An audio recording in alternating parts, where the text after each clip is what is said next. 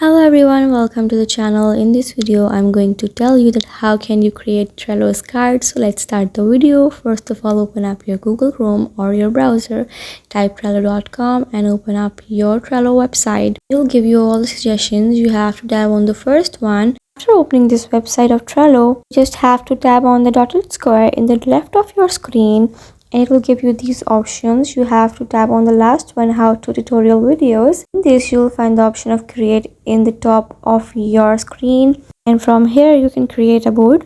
So first of all, write your name or your email and then tap on share. That is how you can create your board on your Trello. It is a pretty easy and a pretty much simple process. I hope you like the video, and if you do, like, share and subscribe to our channel. I hope this video will help you in any way. Thank you for watching it. By following these steps, you can create card on your Trello account.